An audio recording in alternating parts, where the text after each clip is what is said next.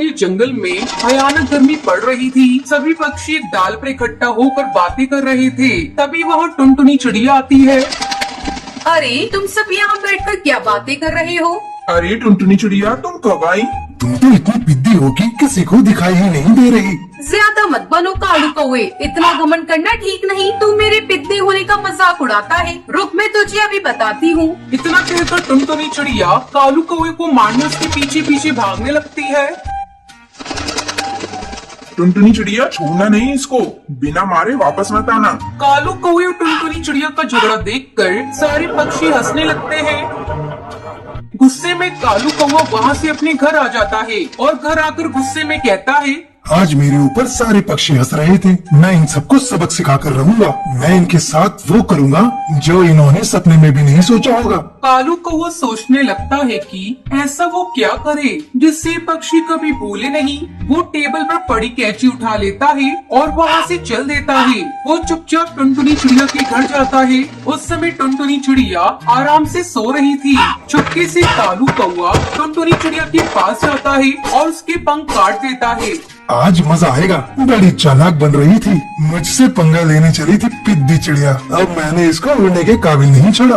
कालू कौवा टुनटुनी चिड़िया के कटे हुए पंख को लेकर घर वापस आ जाता है और उसे छुपा देता है। अगले दिन जब टुनटुनी चिड़िया सोकर उठती है तो वो देखती है कि उसके पंख कटे हुए हैं। वो रोने लगती है।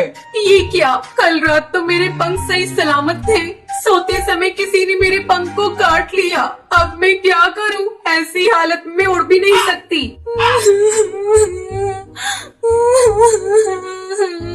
उसी रात कालू कौवा हरी तोती के भी घर जाता है और उसके भी पंख काट डालता है। इस तरह कालू कौवा एक एक करके उन सभी पक्षियों के पंख काट डालता है जो उस पर हंस रहे थे।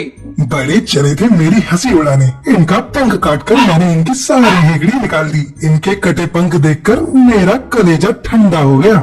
वहीं दूसरी तरफ पूरे जंगल में हड़कंप मच जाता है। अरे टूनी चिड़िया, तूने कुछ सुना? कल रात किसी ने पक्षियों के पंख काट डाले। हाँ बबली कबूतरी, ऐसी खबर तो मैंने भी सुनी है। ऐसा लगता है कोई इन पक्षियों से बदला ले रहा है। खैर छोड़ो, हमें इन पक्षियों की चलकर मदद करनी चाहिए। बेचारे बिना पंख के उड़ भी नहीं सकते। चलो चलकर इन पक्षियों के भोजन की व्यवस्था करते हैं। ऐसा कहकर टूनी चिड़िया और बबली कबूतरी टुनटुनी चिड़िया के घर जाती है। अरे टुनटुनी चिड़िया, तुम्हारी ये हालत कैसे हो गई? हमें बड़ा कष्ट हो रहा है। ये लो भोजन, इसे तुम खा लो। टूनी चिड़िया, पता नहीं मुझसे किसकी क्या दुश्मनी थी, किसने मेरे पंख काट दिए। तुम चिंता मत करो टुनटुनी, कुछ दिनों की बात है, फिर तुम्हारे नए पंख आ जाएंगे। उसके बाद टूनी चिड़िया और बबली कबूतरी सभी पक्षियों के घर जाती है और उन्हें भोजन देती है। पक्षियों की हालत देखकर टूनी चिड़िया बहुत दुखी थी। वो दुखी मन से कालू कौवे के घर भी जाती है। टूनी चिड़िया देखती है कि कालू कौवा पक्षियों के कटे हुए पंख से खेल रहा है। अरे ये क्या कालू कौवे, सभी पक्षियों के पंख तुम्हारे पास कैसे? इसका मतलब तुमने ही उन पक्षियों के पंख काटे हैं। ये तुमने बहुत बड़ा अपराध किया है, इसलिए अब तुझे सजा मिलेगी। टूनी मौसी, ये सारे पक्षी मेरी हंसी उड़ा रहे थे, इसलिए मैंने उनके पंख काट डाले। मैंने गुस्से में ये सब कर दिया, मुझे माफ कर दो। ठीक है कालू कौवे, इस बार मैं तुझे माफ कर दे रही हूँ, लेकिन अगर आगे से तूने ऐसा कुछ किया तो मैं तुम्हें कड़ी सजा दिलवाऊंगी। तुझे अभी चलकर उन पक्षियों से माफी मांगनी होगी। टूनी चिड़िया उन सभी पक्षियों से कालू कौवे को माफी मांगने को कहती है। कालू कौवा सभी पक्षियों से माफी मांगता है। टूनी चिड़िया के कहने पर सारे जंगल के पक्षी उसे माफ कर देते हैं। धीरे धीरे उन सभी पक्षियों के पंख आ जाते हैं और फिर सभी खुशी खुशी रहने लगते हैं।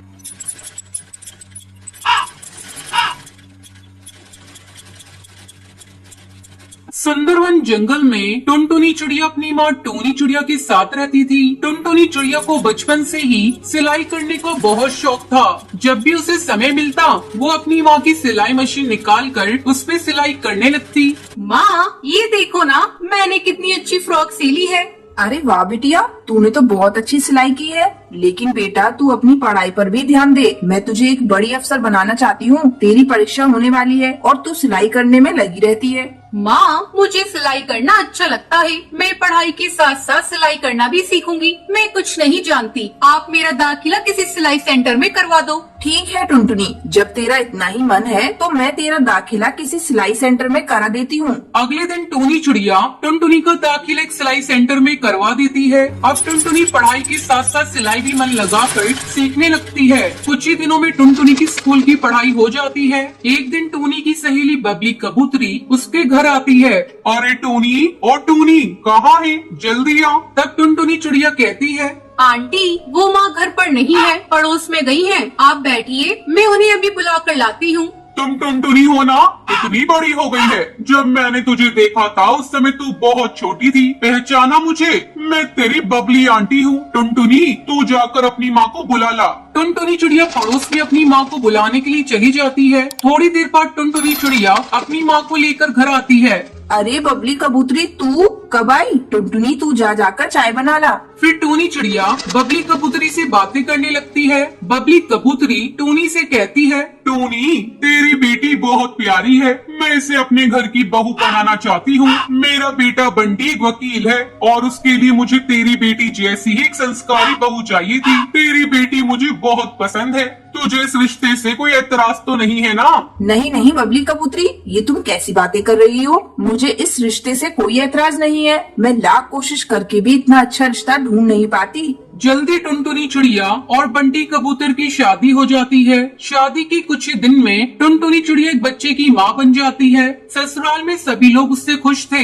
एक दिन बंटी कबूतर टुनटुनी चिड़िया से कहता है, टुनटुनी, आज ऑफिस में कुछ ज्यादा ही काम है। मैं रात को देर से घर लौटूंगा, तो मेरा इंतजार मत करना। इतना कहकर बंटी कबूतर वहाँ से चला जाता है। लेकिन थोड़ी देर बाद कालू कौवा तेजी से उड़ता हुआ उसके घर आता है। गजब हो गया टुनटुनी बहन। जब बंटी कबूतर अपने ऑफिस जा रहा था तब एक बाज ने उस पर हमला कर दिया, जिसमें उसकी मौत हो गई। इतना सुनते ही टुनटुनी चिड़िया रोने लगती है।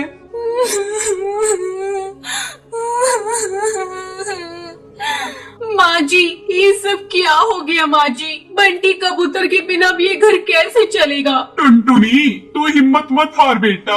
ऊपर वाले की मर्जी के आगे किसी की नहीं चलती। इस तरह कुछ दिन गुजर जाते हैं। टुनटुनी चिड़िया अपना दुख भुलाकर सिलाई का काम करना शुरू कर देती है। आस पड़ोस के पक्षी उसके पास अपने कपड़े सिलवाने के लिए आने लगते हैं। एक दिन हरी काकी उससे कहती है, टुनटुनी, तू तो इतनी अच्छी दर्जी है। इसके बारे में तो मुझे पता ही नहीं था। कम पैसों में बहुत अच्छे कपड़े सिल देती है। तू ऐसा कर, अपना एक बुटीक खोल ले।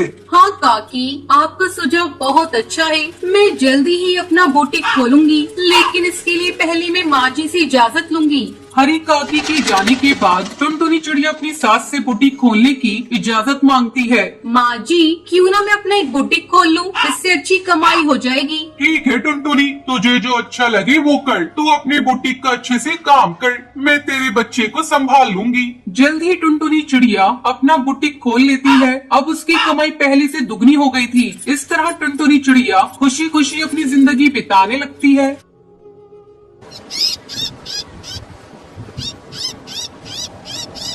सुंदरवन के जंगल में टुनटुनी नाम की एक चिड़िया रहती थी। जब टुनटुनी चिड़िया छोटी थी तभी उसके पिता की मौत हो गई थी।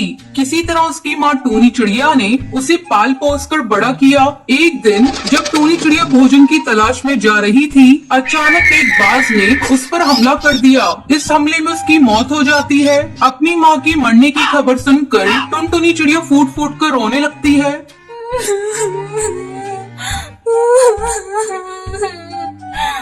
माँ तुम मुझे छोड़कर क्यों चली गई? पापा तो पहले से ही छोड़कर चले गए थे। आज तुम भी मुझे छोड़कर चली गई। मैं किसके सहारे अब जीऊंगी?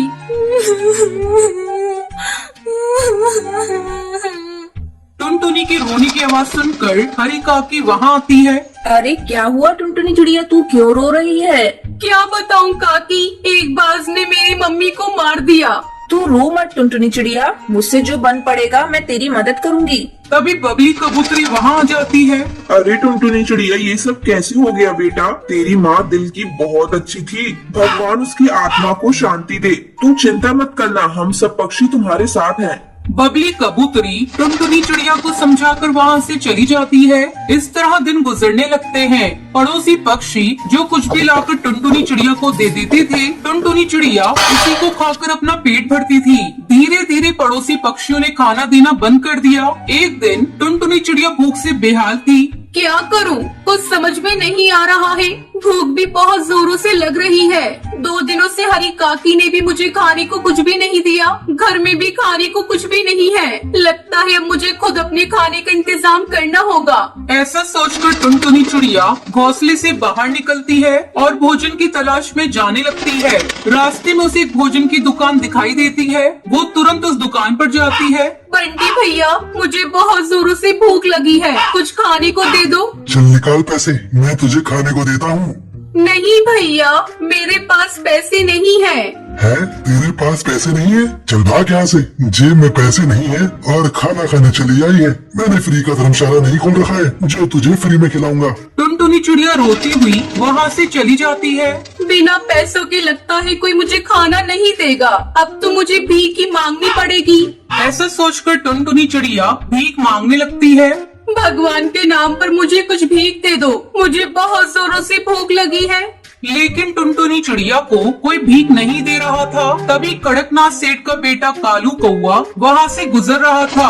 उसने जब टुनटुनी चिड़िया को भीख मांगते हुए देखा तो वो रुक जाता है। साहब, कुछ भीख दे दीजिए, मुझे बहुत जोरों से भूख लगी है। चलो मैं तुम्हें ले जाकर भोजन कराता हूँ। कालू कौवे से लेकर एक होटल पे जाता है और उसे भोजन कराता है। जब टुनटुनी चिड़िया भोजन कर लेती है तब कालू कौवा से पूछता है, देखने से तो तुम भले ही घर की लग रही हो, लेकिन तुम इस तरह भीख क्यों मांग रही हो?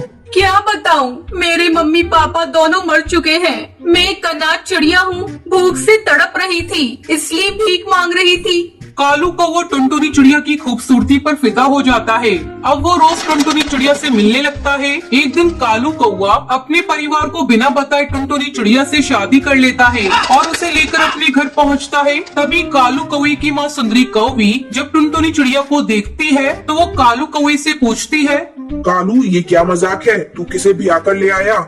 माँ ये अनाथ चिड़िया है, सड़क पर भीख मांग रही थी। तुझे अपने घर परिवार की इज्जत की कोई चिंता नहीं? तूने इस भिखारन चिड़िया से शादी क्यों कर ली? कुछ रुपए पैसे देकर इसकी मदद कर देता।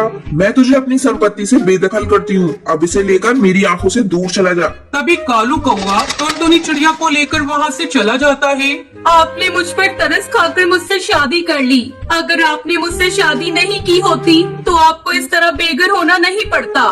तुम चिंता मत करो, सब ठीक हो जाएगा। अब कालू कौवा टुनटुनी चिड़िया को लेकर वहाँ से दूसरे जंगल चला जाता है। फिर दोनों मिलकर अपने लिए एक घोंसला बनाते हैं और खुशी खुशी उसमें रहने लगते हैं।